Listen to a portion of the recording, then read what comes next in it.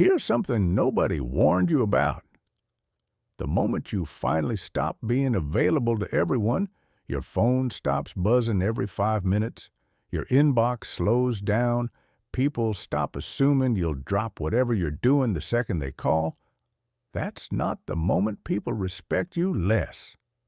That's the moment they start respecting you more. I know, it sounds backwards, it feels backwards, because everything you've ever been told says the opposite. Be helpful, be responsive, be there for people. And if you're the kind of person who genuinely cares about others, and I'm guessing you are, or you wouldn't be here, the idea of deliberately making yourself less available probably feels almost cruel. But stay with me, because what I'm about to share with you isn't about being cold. It's not about playing games. And it's definitely not about pretending you're busier than you are. It's about something much more fundamental, understanding why the way you've been showing up in your relationships, your career, and your own life is quietly costing you the very thing you're trying to earn: respect, value, and the feeling that the people around you actually see you. By the time you finish reading this, you won't just understand the psychology behind strategic unavailability. You'll feel why it matters, and you'll know exactly how to start living it. Not as a tactic, as a transformation. Let's begin. Chapter 1. The Invisible Prison. You built with your own 2 hands. There's a particular kind of exhaustion that doesn't come from working too hard or sleeping too little. It comes from giving too much to people who never asked you to stop. You know the feeling. You've answered messages at 11 at night because you didn't want someone to think you were ignoring them. You've said yes to requests that made your stomach drop, not because you wanted to, but because the guilt of saying no felt worse than the weight of saying yes. You've rearranged your schedule, your priorities, your energy, your whole life around being the person other people could count on. And here's what stings. They still don't count on you the way you hoped they would.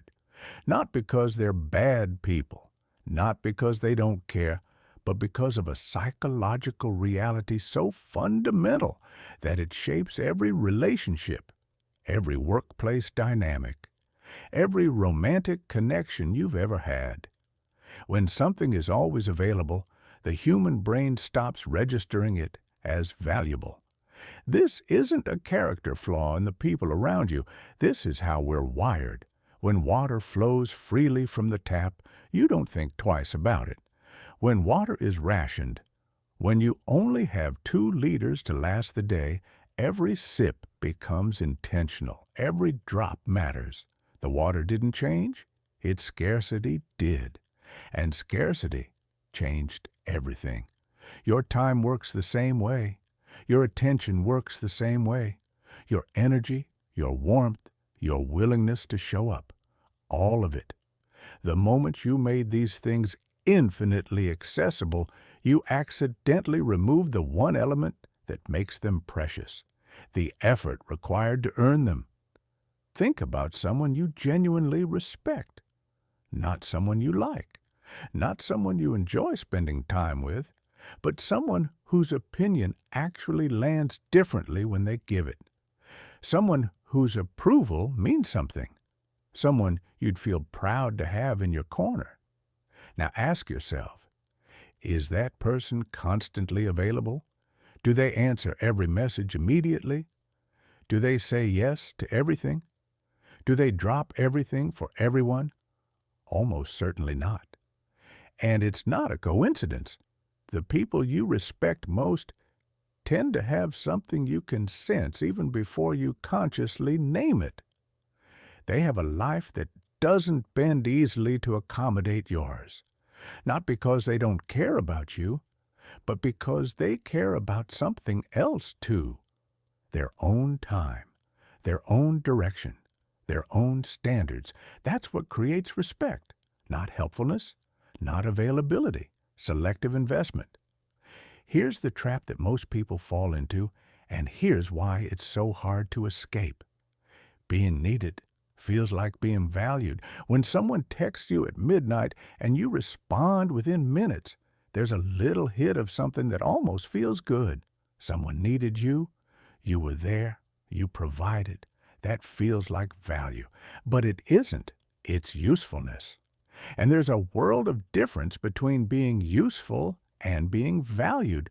A vending machine is useful. You wouldn't say you value your vending machine. You'd be annoyed if it broke. You'd replace it without a second thought.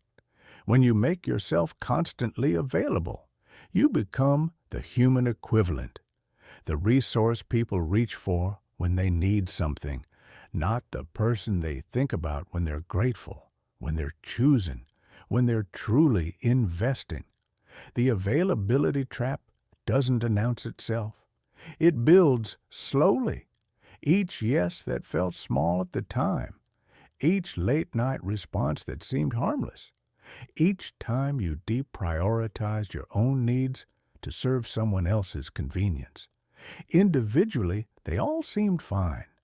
Collectively, they built an invisible prison where everyone expects access to you.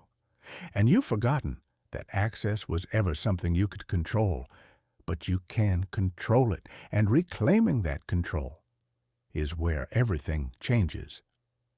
Chapter 2. What your brain is actually doing.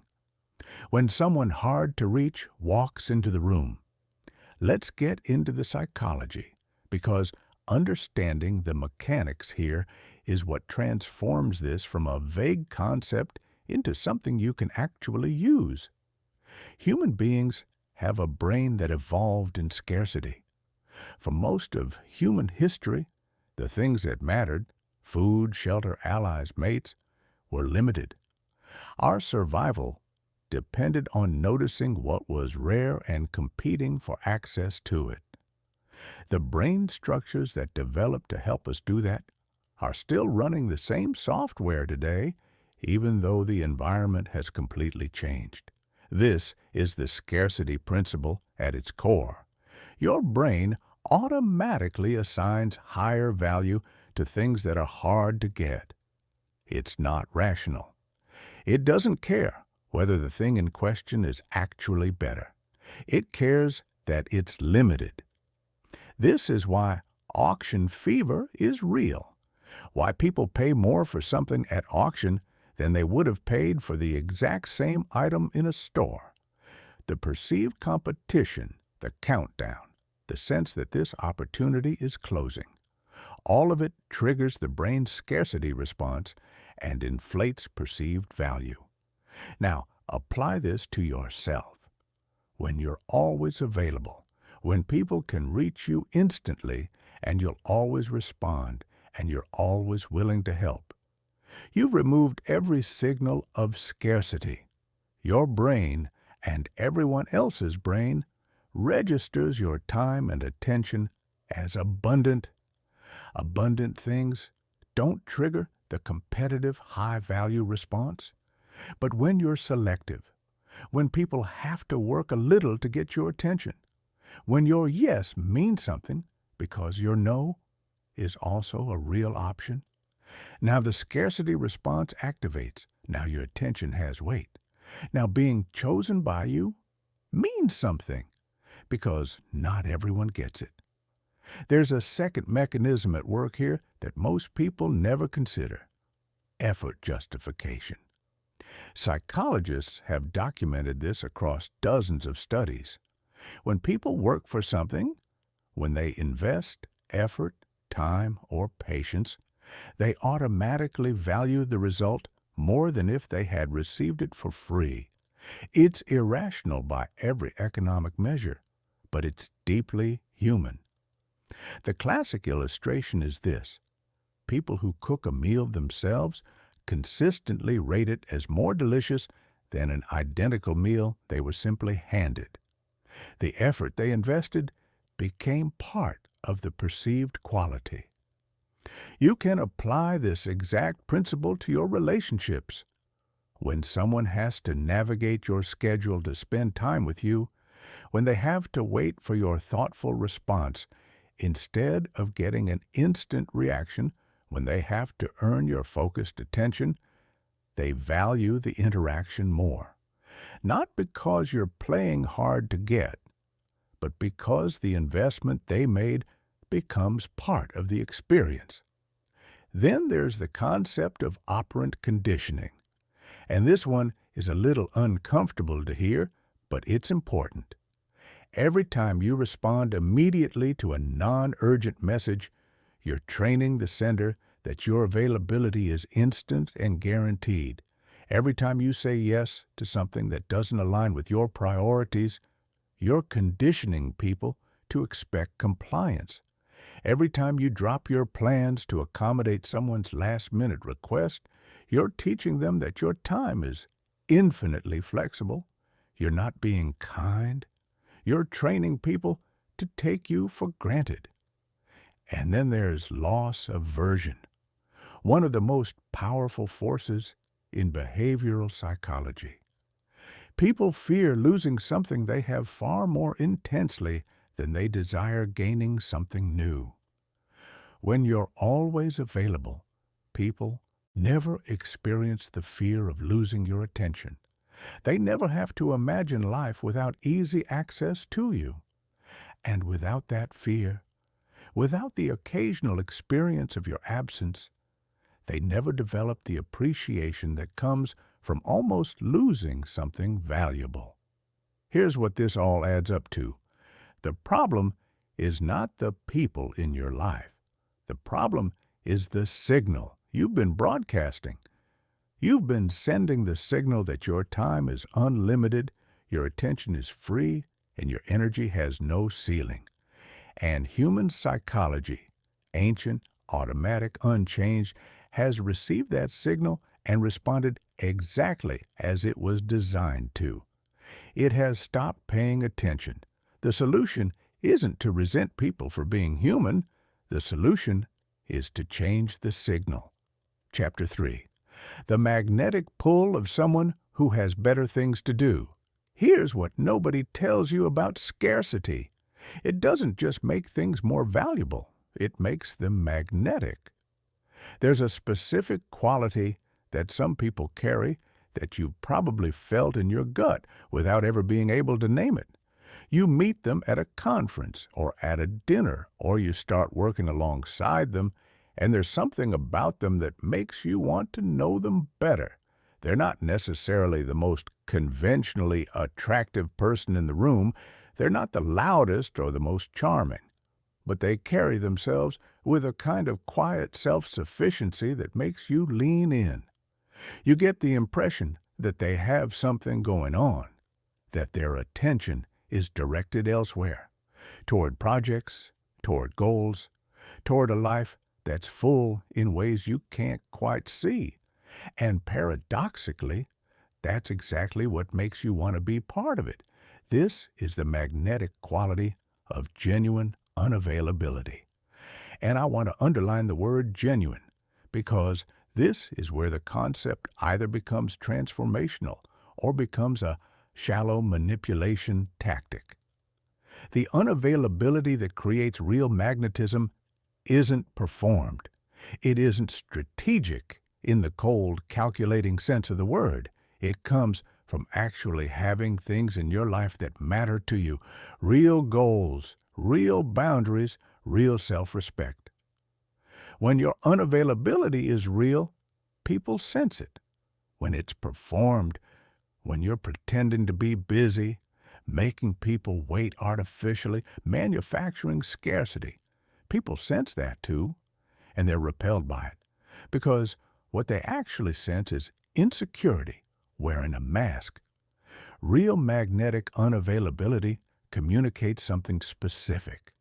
This person values their time because they have things worth doing with it. This person is selective with their attention because their attention is genuinely directed toward things that matter to them. Being chosen by this person means something, not because they're playing games, but because they're playing for real. Think about the focusing illusion in psychology. When something is rare or difficult to access, our minds focus on it more intensely. We think about it more.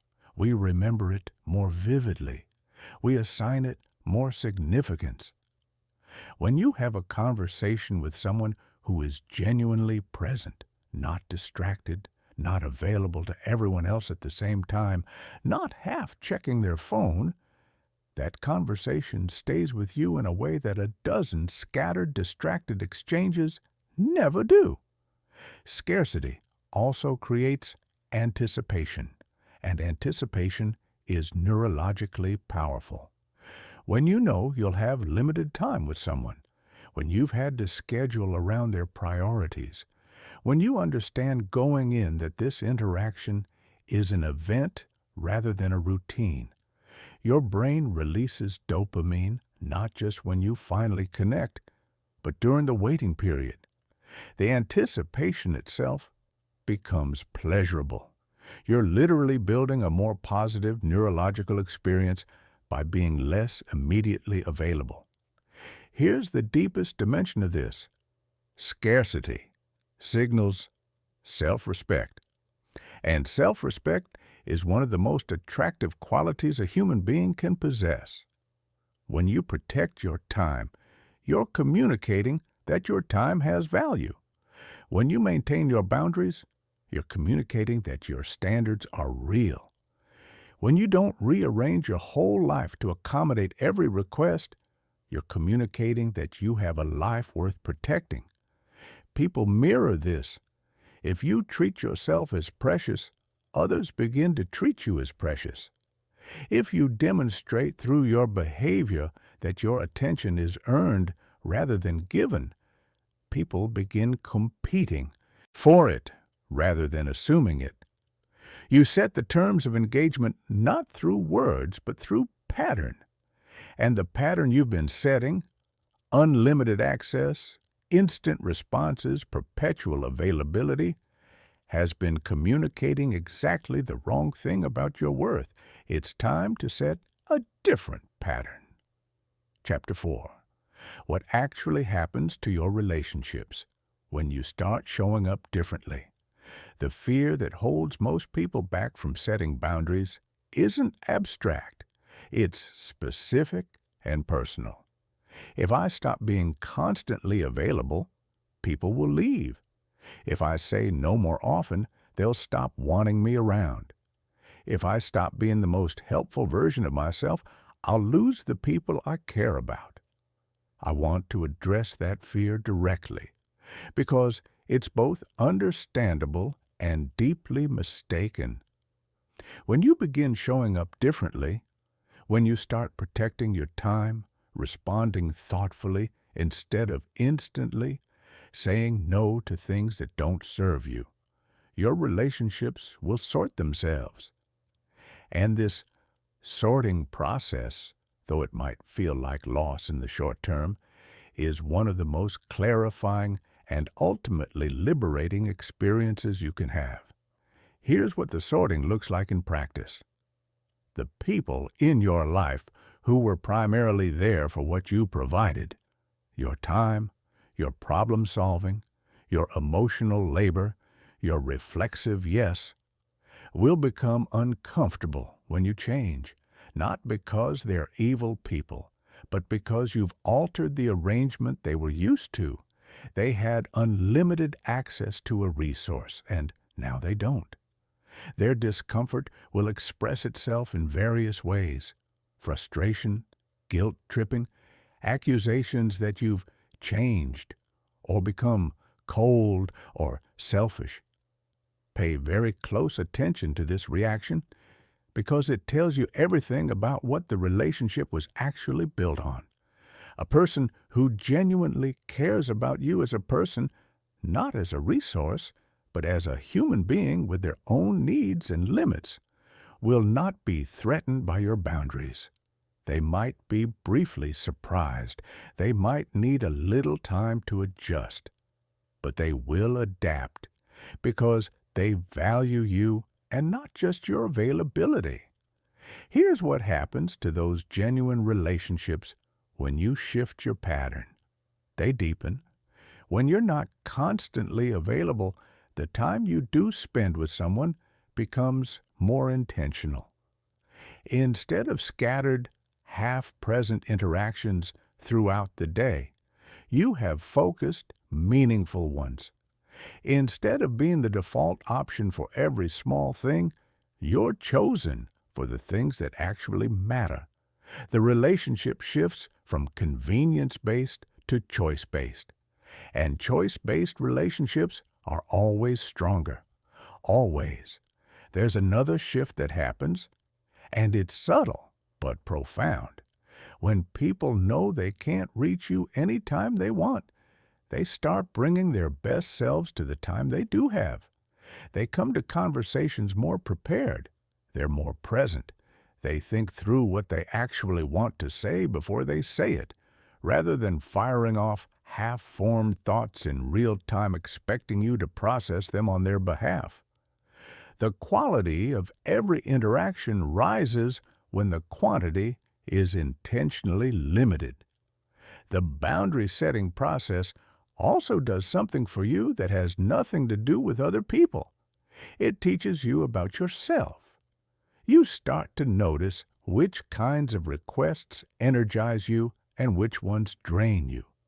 You begin to recognize the relationships that feel like investment and the ones that feel like extraction. You discover which commitments align with the life you actually want and which ones you've been carrying out of obligation or habit. This self-knowledge becomes the foundation for something important: intentional relationships. Instead of being equally available to everyone and hoping for the best, you can invest your real energy in the people and connections that genuinely matter.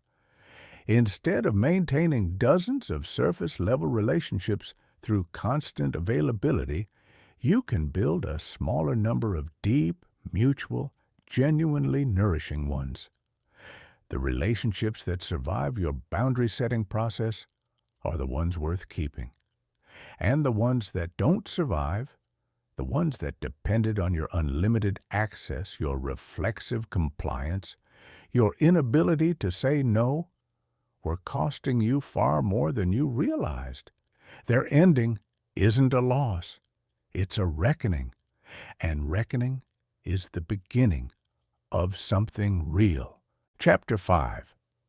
Why the most impactful people you'll ever meet are surprisingly hard to reach. There's a pattern you'll notice if you spend time around people who are genuinely accomplishing meaningful things. They are not easy to access, not because they put up walls or because they don't care about people, but because they understand something fundamental about the relationship between attention and output. You cannot produce anything meaningful while your attention is continuously fragmented. Every notification you respond to, every message you feel obligated to answer immediately, every request you accommodate without evaluating whether it serves your actual priorities, each of these is a tiny theft of your most irreplaceable resource. Not time, exactly, though time is part of it. Attention.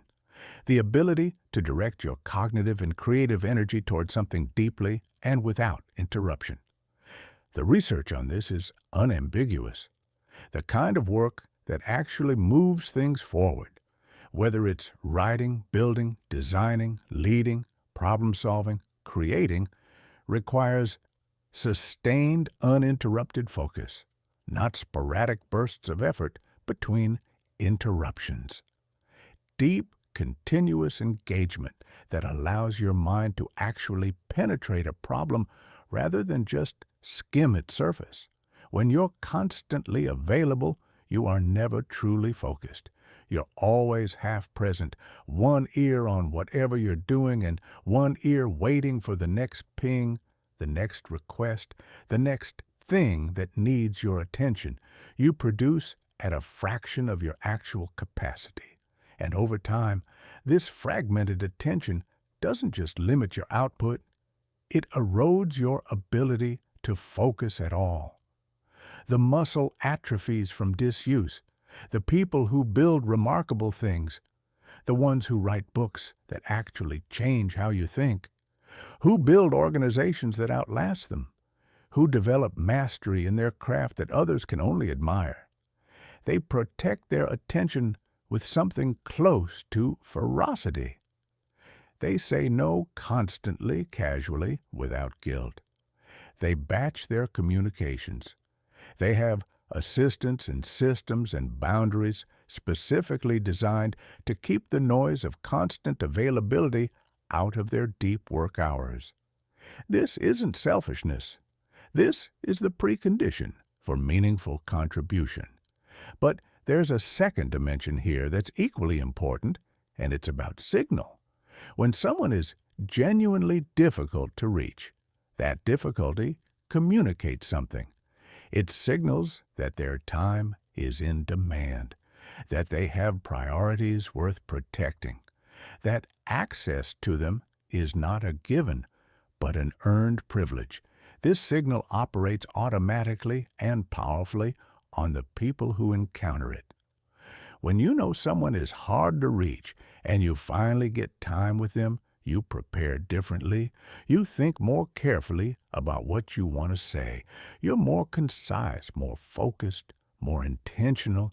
You bring your best thinking rather than your casual thinking because you understand that this window matters. You respect their time because their behavior has taught you to. This means that strategically unreachable people don't just protect their own focus. They elevate the quality of every interaction they do have. The conversations are better. The collaborations are more productive. The advice they give lands differently because it's given rarely and thoughtfully rather than generously and carelessly. Think about the advice you've received in your life and how it's actually landed. The offhand comments that people gave you while distracted when you hadn't really asked, but they were willing to say something anyway. Did those change anything? Probably not. But the insight from someone you had to earn time with, the feedback from someone who didn't give it freely, the conversation with someone whose attention you had genuinely worked to get, those tend to stay with you. Those tend to matter. Your availability determines the weight of your words. When your input is scarce, it's taken seriously. When it's abundant, it becomes background noise. The most impactful people aren't hard to reach despite their impact. They're impactful in part because they're hard to reach. Chapter 6. The internal shift that changes everything. From people pleaser to priority setter. Here's the truth about why changing your availability feels so hard, and it has nothing to do with logistics. It feels hard because somewhere along the way, you began to believe that your value as a person is measured by your usefulness to others, that you earn your place in relationships, in workplaces, in families, by being the one who's always there, the one who never says no, the one people can count on to accommodate, to adjust, to be available. This belief didn't appear out of nowhere. It was likely shaped by experiences that taught you that love is conditional on service, that approval must be constantly re-earned, that the moment you stop performing, you'll lose your standing with the people who matter to you. And here's why this belief is so destructive. It puts the source of your self-worth entirely outside yourself.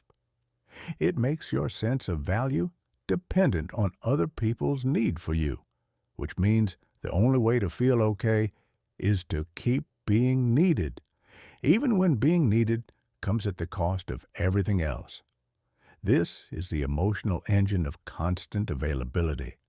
It's not really about being nice. It's about managing a quiet, constant anxiety about what happens to your value if you stop giving. The internal shift required here is one of the most significant you'll ever make. It's the shift from external to internal validation, from deriving your sense of worth from what others need from you to deriving it from who you are and what you're building, from measuring your value by how much you give to measuring it by how selectively and powerfully you give. This shift doesn't happen overnight. It's not a decision you make once and then it's done. It's a practice, a daily, sometimes hourly, choice to respond from a place of self-respect rather than anxiety, to pause before accommodating and ask, does this serve what actually matters to me? Am I saying yes because I want to, or because I'm afraid of the consequences of saying no? One of the most liberating reframes available to you is this: your unavailability is not about the other person. When you protect your time, you're not making a statement about how much you care for them. You're making a statement about how much you care for yourself. And ironically, people who care for themselves are far more capable of genuinely caring for others, because they give from a place of abundance rather than depletion. There's also a compassion argument for setting limits that most people miss. When you're always available, always solving, always fixing, you're often preventing the people around you from developing their own capabilities.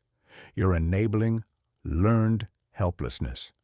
The colleague who always comes to you first, before trying to solve the problem themselves.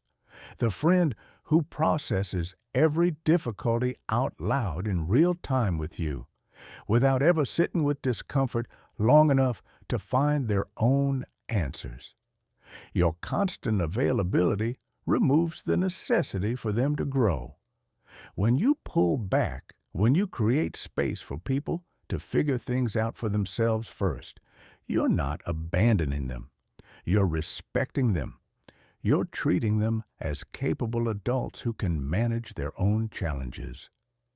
And that respect, that expectation of their capability, is often more nourishing than endless availability would ever be. The shift from people-pleaser to priority-setter is ultimately about reclaiming the authorship of your own life. You stop being the supporting character in everyone else's story and start being the protagonist of your own. That's not selfishness. That's how a full human life actually works. Chapter 7. How to say no, like someone who knows their worth. Most people say no terribly, not because they say it too often. Most people don't say it often enough. But because when they do say it, they bury it under so many qualifications, apologies, and explanations that the no barely registers. I'm so sorry. I just have this thing I really need to do, and I know it might seem like I'm not prioritizing you, and I really wish I could, but I don't think I'm going to be able to this time, but maybe another time. Read that back. What did you actually communicate? Nothing clear, nothing firm, and crucially, nothing that didn't invite the other person to probe further, push back a little harder, add just a touch more guilt, and watch you fold. Here's the first thing to understand about saying no effectively. No is a complete sentence. You do not owe anyone a detailed explanation of your priorities. You do not need their agreement that your reasons are valid. You do not require their permission to decline. The habit of over-explaining your refusals comes from the same place as constant availability. The belief that your choices require external validation to be legitimate. They don't. A clear, clean no communicates self-respect in a way that an apologetic, over-explained refusal never can. "I won't be able to help with that," is both kinder and more respectful than 5 sentences of justification that keep the other person in suspense about whether there's still an opening to negotiate. Fast, clear no's give people time to find alternative solutions. Slow, hedging no's waste everyone's time and energy. Let's be clear about what you do and don't owe people when you decline. You do owe basic human respect and decency. You do owe clarity. Don't leave people wondering. You do owe promptness. Tell them quickly so they can plan accordingly. You don't owe them your reasons. You don't owe them an alternative. You don't owe them reassurance that you still like them. You don't owe them permission to argue with your decision. One of the most important things to internalize here is that you don't need to apologize for having limits. Limits are not character flaws. They're not personal failings. They're not indicators of how much you care about someone. They are the natural, healthy constraints that every human being has. When you apologize for them, when you treat your own boundaries as inconveniences you're inflicting on others, you train people to see them that way too. What happens when someone pushes back against your no? When they express disappointment, frustration, or try to argue with your reasoning? You don't argue back.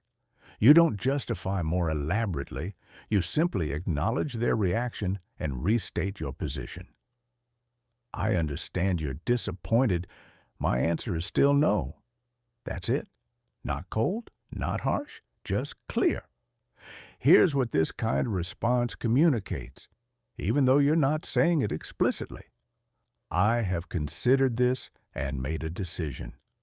I respect you enough to give you a clear answer. I respect myself enough not to change that answer under pressure." That communication lands. Even if the person is frustrated in the moment, they learn something about you that will shape every future interaction. Your no means no. And because your no means no, when you say yes, it will mean something. The most underappreciated aspect of saying no well is what it does to your relationship with yourself. Every time you decline something that doesn't serve you, cleanly, without guilt, without excessive justification, you send yourself a message. My priorities are real. My time is valuable. I am someone whose decisions deserve respect.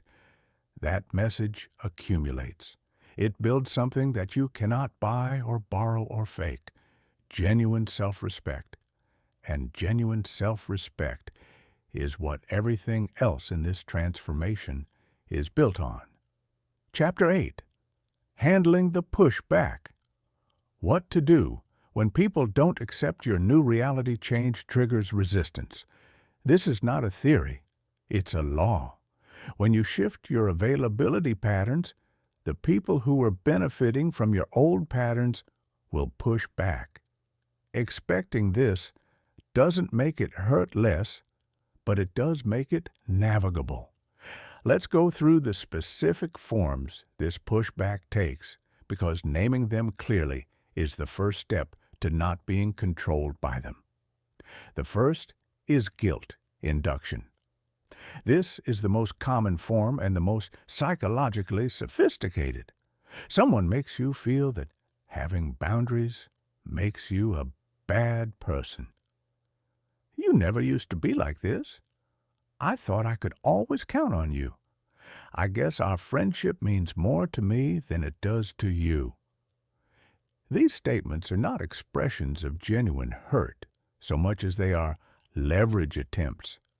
They're designed to activate your anxiety about being rejected, being unloved, being the kind of person who lets people down. The tell is in the framing. Genuine hurt sounds like "I miss you" or "I feel disconnected lately." Manipulation sounds like "you've changed" or "you're selfish now." The first is about the relationship. The second is about controlling your behavior. Your response to guilt induction is to acknowledge the emotion without accepting the framing. I understand you're frustrated. I'm still not available for that. You don't defend yourself. You don't prove you're a good person. You simply refuse to let the emotional pressure redirect your decision. The second form is escalation.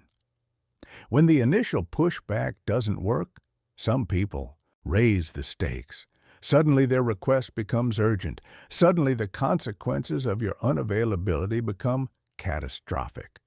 Suddenly you're the only one who can help, and everything will fall apart if you don't. Escalation is a test. It's asking, how much pressure does it take to break this boundary? If you yield to escalation, you've answered that question, and you've guaranteed you'll face escalation again. Your response to escalation is calm consistency, not matching their emotional intensity, not getting drawn into the urgency, just staying the same.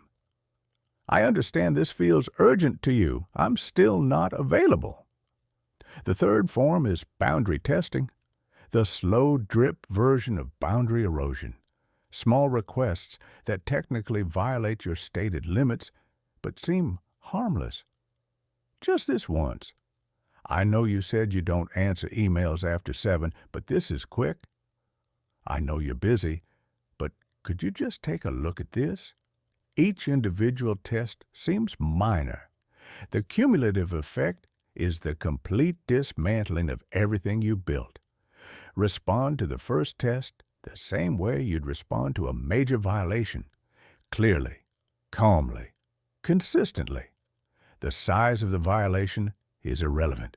The pattern is everything. The fourth form is relationship threatening, the nuclear option.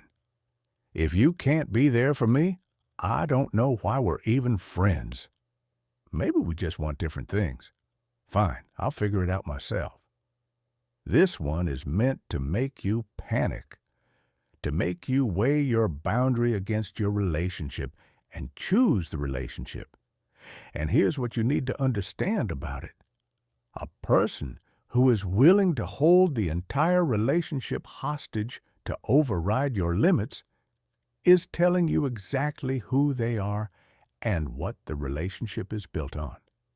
They are not threatening to leave because they love you and feel hurt.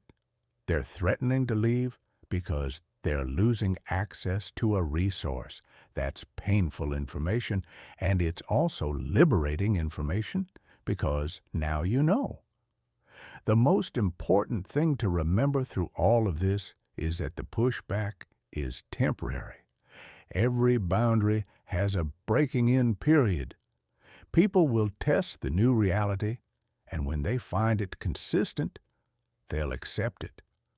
The relationships that are worth keeping will survive the adjustment. The relationships that were only functioning because of your over-availability were never what you thought they were. Stay consistent. Stay kind. Stay clear. The storm passes faster than you think. Chapter 9. Advanced Strategies for Managing Your Attention. Like a finite resource. Once you've understood the principles and begun navigating the initial pushback, you're ready for the practical architecture. How do you actually structure your availability so it protects your focus, communicates your value, and serves the relationships that matter most? The foundational strategy is communication batching. Instead of being on call for messages throughout the day, a state that neuroscientists have compared to being in a low-level emergency at all times, you designate specific windows for checking and responding to communications. Maybe that's 3 times a day, mid-morning, early afternoon, end of day. Maybe it's 2. The specific schedule matters less than the principle. Communication is an activity you do at designated times, not a constant background state. This serves three purposes simultaneously. It protects your focused work time from the cognitive interruption of context switching. It trains the people in your life that immediate responses aren't available, which reduces the social pressure you feel to provide them. And it improves the quality of your responses because you're engaging with messages when you're ready to think clearly rather than reacting in real time. When you implement communication batching, communicate the system to the people who matter, not as an apology or an explanation, but as a simple statement of how you work. I check messages twice a day. For anything truly urgent, call. This isn't rudeness, it's clarity, and people who matter will adapt. The second strategy is tiered availability. The simple truth is that not all relationships deserve the same access to you. Your most important relationships, the people who are central to your life and who reciprocate your investment, reasonably get more access than casual acquaintances or people who primarily contact you when they need something. This doesn't need to be formalized into an explicit system, but it's worth thinking through. Who gets to reach you quickly when they genuinely need you? Who gets same-day responses? Who gets responses within a day or two? Who gets responses within a week? Thinking through these tiers, even informally, helps you allocate your attention according to your actual priorities, rather than whoever shouted loudest or most recently. The third strategy is calendar-based availability. Instead of being spontaneously accessible, you create designated periods for different kinds of engagement. Maybe Tuesday mornings are when you take calls. Maybe Sunday evenings are when you catch up with close friends. Maybe the first half of your workday is protected for focused work, and the second half is for collaboration and communication. This approach does something subtle and powerful. It shifts the default from "I'm available whenever you want me" to "here's when I'm available and here's how to access that time." The shift in framing alone changes the dynamic. You're no longer a passive recipient of other people's scheduling preferences. You're an active manager of your own time. The fourth strategy is value-based filtering. Before you take on any significant commitment, any new project, ongoing obligation, recurring meeting, or request that would become a pattern, you evaluate it against one question: does this move me towards something that genuinely matters to me? If the answer is yes, you can engage thoughtfully. If the answer is no or uncertain, the default is no. This sounds simple. It's harder in practice because many requests that don't actually align with your priorities are dressed up in the language of urgency, flattery, or social obligation. We really need your input. You're the best person for this. It'll only take an hour. Learning to see past these framings to the actual question, does this serve what matters to me, is a skill that takes practice. The fifth strategy is full presence as the complement to selective availability. Here's the thing about giving less of your time to more people. When you do give your time, you give it completely. No phone on the table, no half attention split between the conversation and whatever's next on your list. Your complete, focused presence. This isn't just a courtesy. It's what makes your selective availability worth something. When the people you choose to spend time with experience your full attention, undivided, genuine, unhurried, they feel the difference, and they begin to understand what they're getting access to when they get access to you. Not just your body in the room, your actual mind and presence. That experience creates the kind of connection that no amount of constant but distracted availability ever could. Chapter 10. What strategic unavailability actually does to your career. Your professional life is perhaps where the gap between the cultural myth and the psychological reality of availability is most stark. The myth says, show up early, stay late, answer every email, volunteer for everything, never let a request go unmet. The myth says that this is what dedication looks like, that this is how you prove your value. The reality is different. What constant professional availability actually communicates to yourself and to everyone around you is that you have no discernment about what matters, that you can't distinguish urgent from important, that your time is infinitely expandable to accommodate whatever lands in your inbox, that you don't have a direction of your own, only a direction determined by whoever most recently made a demand. This is not the profile of someone who gets promoted to positions of genuine influence. It's the profile of someone who becomes indispensable in the wrong way, too useful to move, too busy to grow, too available to be taken seriously as a strategic thinker. Think about the distinction between reactive work and proactive work. Reactive work responds to what other people need right now, today. Emails, last-minute requests, overflow tasks, meetings about meetings. It feels productive because you're always doing something. But what you're doing is serving other people's priorities, not building toward your own. Proactive work is different. It's the work that only you can uniquely contribute. The deep thinking, the skill development, the strategic projects, the relationship building that actually moves your career forward. Proactive work almost never has an urgent deadline attached to it, which means that when your day is full of reactive work, which it will be if you're constantly available, proactive work gets postponed indefinitely, and your career stagnates. The most successful people in any field you can name have developed a fierce discipline around protecting their proactive work time. They block it on the calendar. They communicate clearly that it's not interruptible. They say no to meetings that don't have clear purposes and defined outcomes.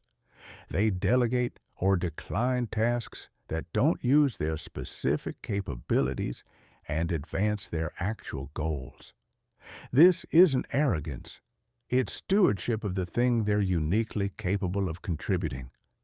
There's also a reputation dynamic at play here that most people miss. When you're constantly available, when you say yes to everything, when you respond instantly, when you take on whatever comes your way, you become known as reliable but not special. Reliable is not a quality that gets you into high-stakes conversations. Reliable is what you want in a software system or an administrative process. It's not the quality that earns you a seat at the table when something important is being decided. What earns you that seat is being known for excellence in something specific, being the person whose input on a particular domain genuinely changes the quality of the decision. That reputation is only possible if you've invested deeply in a domain rather than spreading yourself thin across everything. And deep investment is only possible if you protected your time from the gravitational pull of constant availability. Meetings deserve their own discussion here. Most people attend far too many meetings that don't actually require their presence. Meetings where they're there because they were invited, because they feel obligated, because declining seems rude. If you assessed honestly, you'd find that your presence in most of these meetings makes very little difference to the outcome. When you become selective about meetings, when you ask specifically what your presence contributes before attending, two things happen. First, your time actually becomes available for the work that matters. Second, your presence in the meetings you do attend becomes valued rather than assumed. People begin to notice that when you're in the room, it means something, that you're there because you have something to contribute, not just because you were on the invite list. This shift from always present to selectively present is one of the most immediately impactful career moves you can make, and it costs you nothing except the discomfort of saying no. Chapter 11. The personal life revolution that happens when you stop giving yourself away. The transformation in your personal life when you reclaim your availability is not subtle. It reshapes your friendships, your romantic life, your family relationships, and perhaps most profoundly, your relationship with yourself and your own time. Let's start with friendships, because this is where the most dramatic sorting happens. When you're constantly available to friends, you attract and maintain a certain kind of friendship, the kind built primarily on your willingness to give, the friend who calls when they're in crisis, but is hard to reach when you need them, the friend who shows up when it's convenient for them and expects you to accommodate when it's not, the friend whose presence in your life is built on your reliability rather than any genuine mutuality. These friendships feel real because they're warm in the moment, when they need something, when you're being useful, when your over-availability is serving their need. But they're not genuinely reciprocal. They're not the kind that holds when things get hard for you. And when you test them, when you're unavailable, when you say no, when you have your own needs, they reveal themselves. The genuine friendships, the ones worth building a life around, respond to your shift differently. They're briefly surprised, maybe, but they adjust. They start respecting your time. They plan ahead instead of assuming you're free. They invest more intentionally in the relationship because they can't take it for granted. And those relationships, the ones that adapt and deepen, become the foundation of something real. On the romantic front, strategic unavailability creates something that constant availability quietly destroys. Desire. Desire, psychologically speaking, requires distance. It requires the possibility of not having. When you are utterly, reliably, endlessly available to a romantic partner, when your whole existence bends around their needs and preferences, you eliminate the very conditions that make attraction sustainable over time. You become scenery, comfortable, familiar, expected. When you maintain your own life alongside the relationship, your own interests, friendships, goals, commitments, you remain a person separate from the relationship, someone with their own gravity. And that separate gravity is what keeps attraction alive. Not distance for its own sake, but genuine individual fullness that the relationship adds to rather than replaces. If you're single, strategic unavailability makes you more attractive to the kind of partners worth attracting. Not because it tricks them into thinking you're busier than you are. Remember, genuine unavailability, not performed, but because it signals something true and valuable about you, that you have a life worth having. That being with you means joining something, not just filling a need. Family relationships are where this work gets most complicated, because family relationships carry the longest history of patterns and expectations. Family members are often the most insistent about their right to unlimited access to you, and the most skilled at deploying guilt, obligation, and appeals to loyalty when you set limits. Here's the uncomfortable truth. Setting boundaries with family members is often the most important work of all, because family patterns, once established, can run for decades. The family member who calls you daily to process their difficulties. The sibling who assumes you'll be available whenever their life is in crisis. The parent who measures love in terms of responsiveness. These patterns consume enormous amounts of your time and energy if left unchecked. Setting limits with family is not rejection. It's not ingratitude. It's the creation of a healthier, more sustainable version of the relationship, one that can actually last because it doesn't require you to sacrifice yourself to maintain it. And then there's you, your relationship with yourself and with your own time. When you stop giving your time away reflexively, something surprising happens. You find that you have interests you'd forgotten, curiosities you'd set aside, projects you'd been meaning to get to. The reclaimed time doesn't feel empty. It feels like coming home to yourself. And the person you rediscover when you stop performing constant availability for others is often someone far more interesting, capable, and alive than the person you were while running at everyone else's beck and call. Chapter 12. The Compounding Returns of Protecting What's Yours. Everything we've discussed so far has been about the immediate effects of strategic unavailability. But the most powerful argument for this transformation isn't what it does for you this week. It's what it does for you over the next 5 years. Time and energy compound. When you protect your time and invest it in your most important work, each hour builds on the last. The skill you develop this month becomes the foundation for the skill you develop next month. The relationship you invest in deeply this year generates returns, opportunities, support, collaboration for years to come. The reputation you build through selective, focused, high-quality contribution accumulates into something that opens doors that constant availability never could. Think about 2 versions of yourself 5 years from now.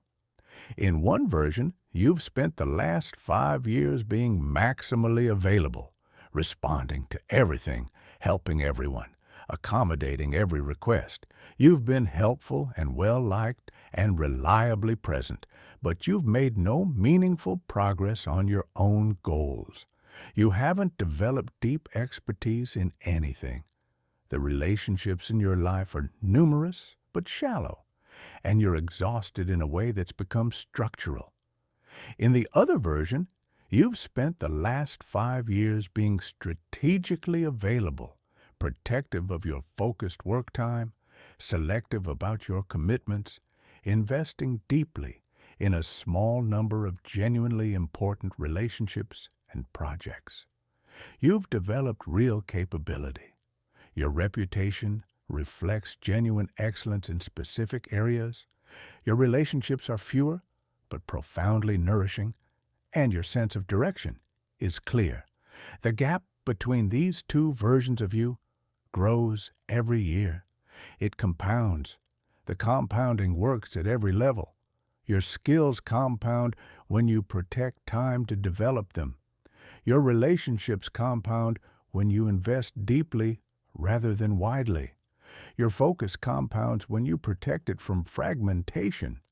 Neuroscience shows that the ability to concentrate deeply is a skill that gets stronger with use and weaker with neglect. Your reputation compounds as your selective, high-quality engagement consistently reinforces the signal that your attention is valuable Even your well-being compounds. When your energy is going toward things that genuinely matter to you, you have more of it. Not because you're doing less, but because investment feels different from extraction. When you're giving your time to things that align with your values and serve your actual goals, the giving is energizing rather than depleting. When you're giving it to things that don't matter, out of obligation, guilt, the inability to say no, even small amounts feel exhausting. The compound effect is also why the transition period is so important to navigate carefully.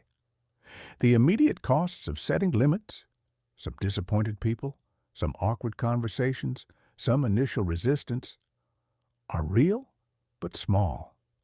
The long-term returns are exponentially larger. Understanding this ratio is what allows you to stay the course when the transition is uncomfortable.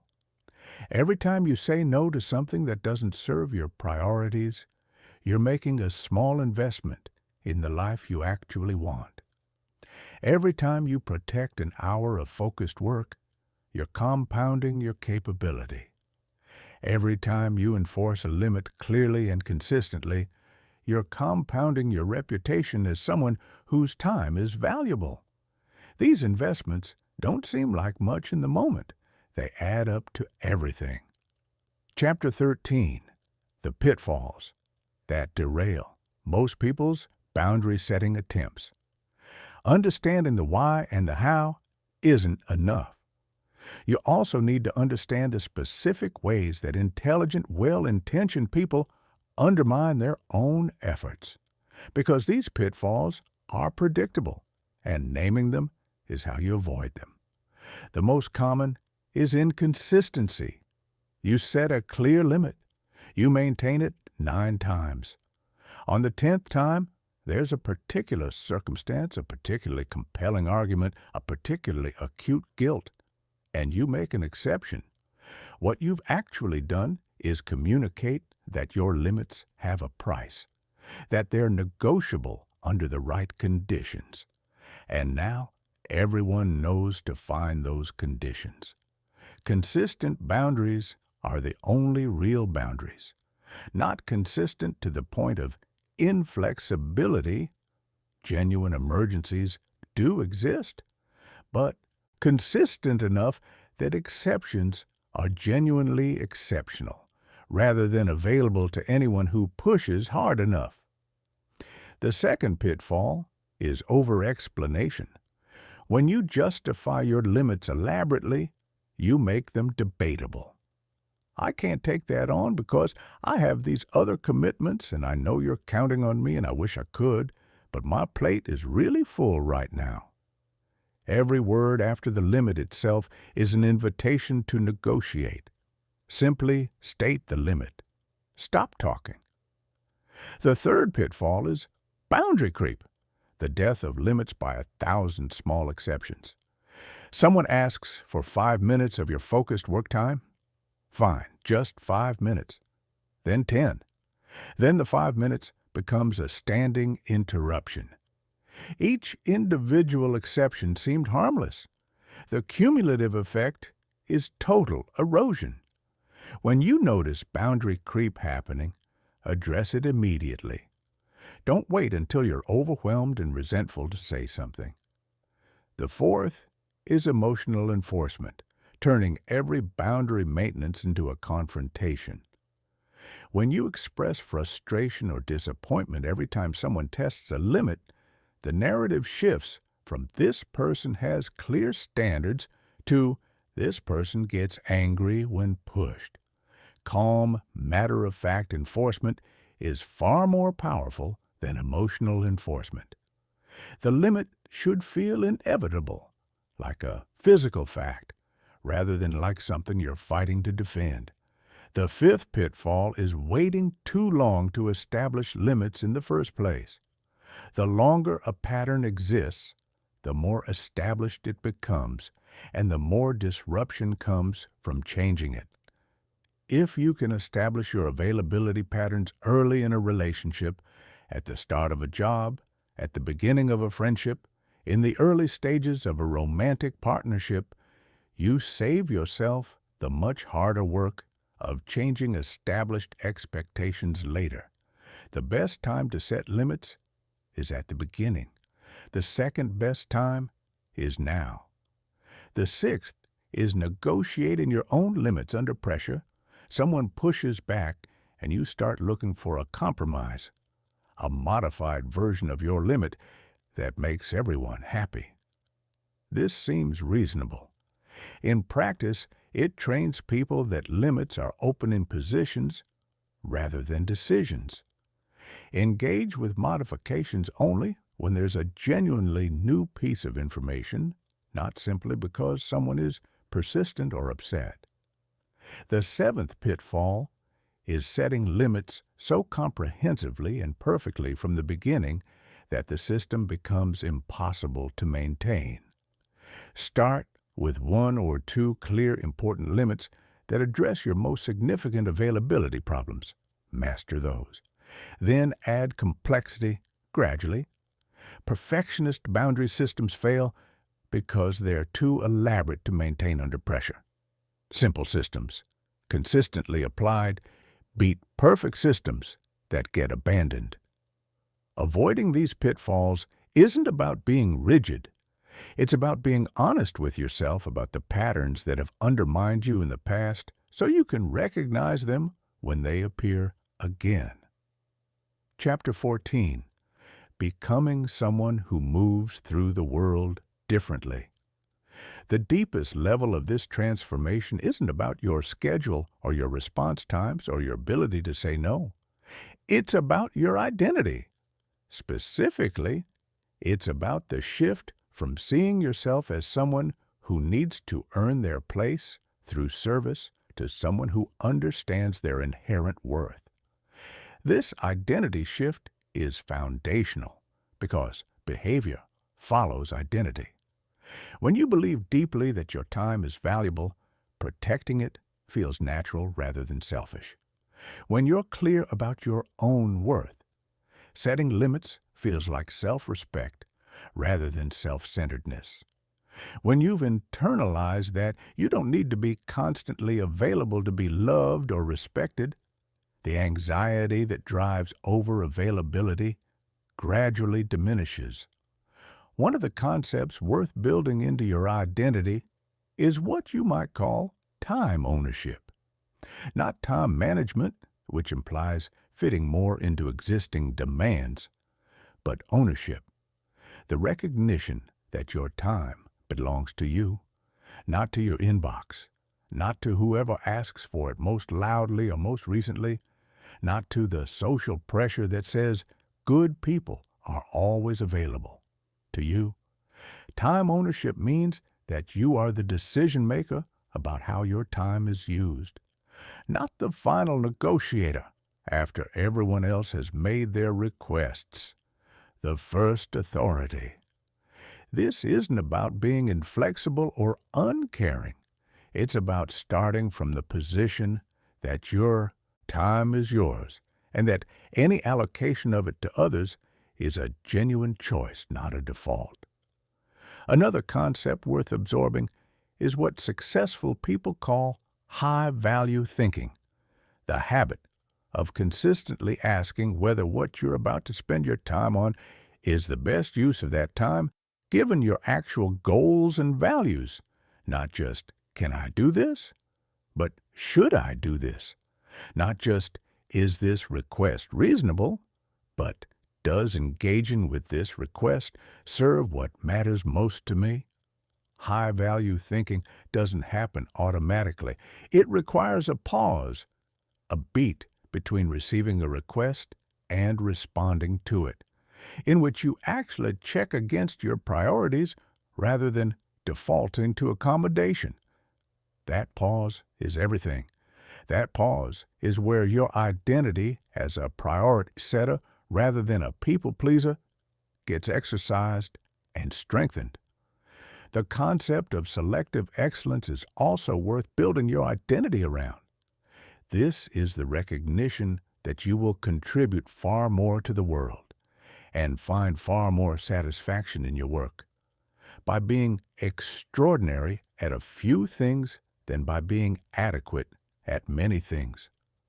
Selecting what to be excellent at requires saying no to a great deal that's simply good.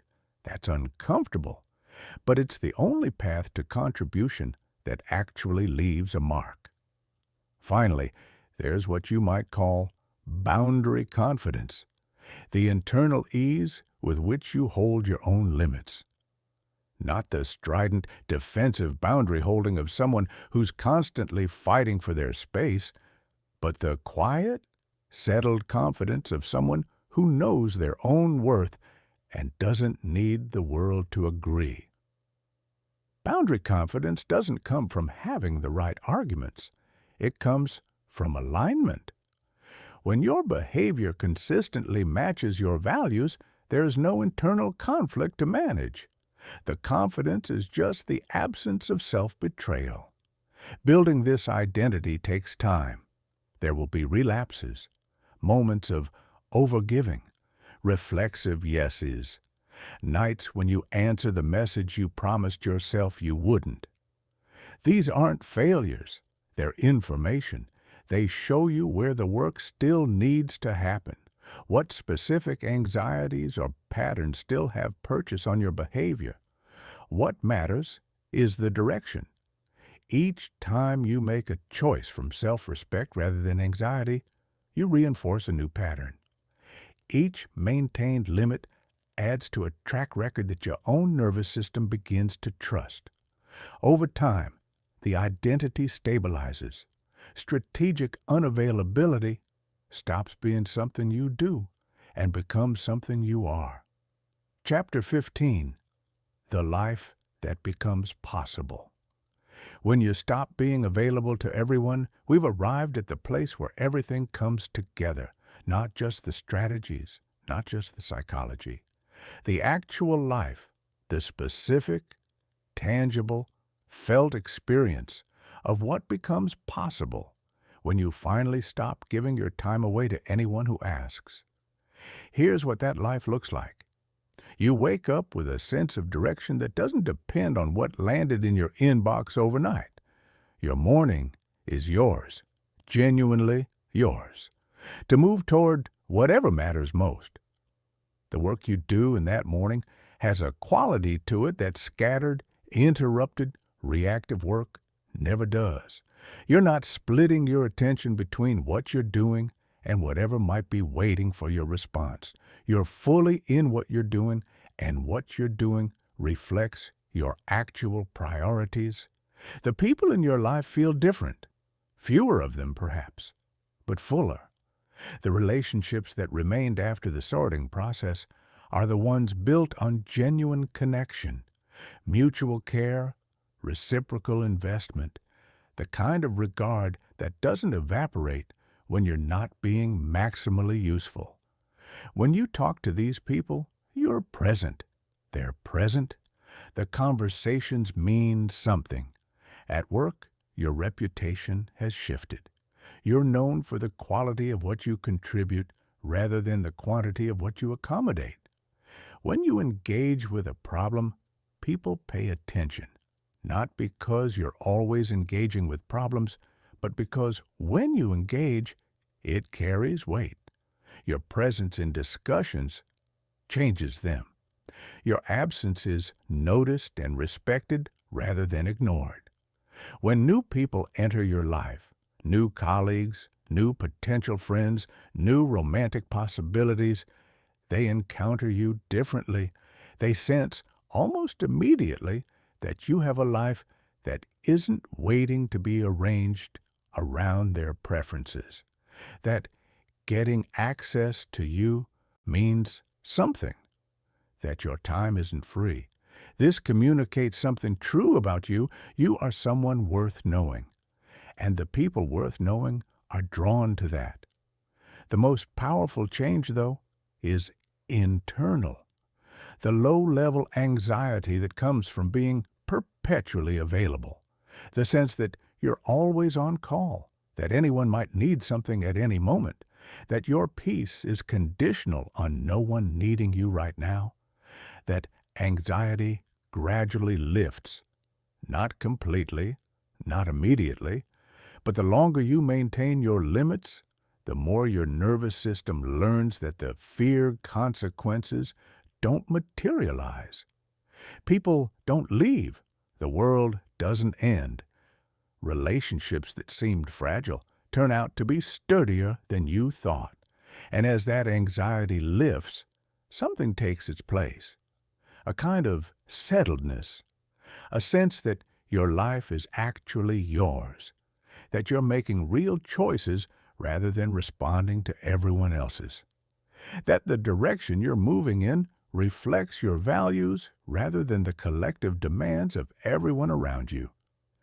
This is what strategic unavailability ultimately creates. Not distance, not coldness, not an armored life that keeps people at bay. A full life, genuinely full, not busy full, but alive full, that you inhabit completely rather than giving away piece by piece. The transformation starts with the next choice, not tomorrow, not after you've figured everything out. The next time someone asks something of you and your gut says no, but your anxiety says yes, that's the moment. That's where the new identity gets built, or the old pattern gets reinforced.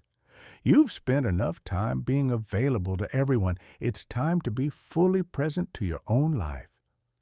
Everything changes when you stop being available. The only question is whether you're ready for everything to change.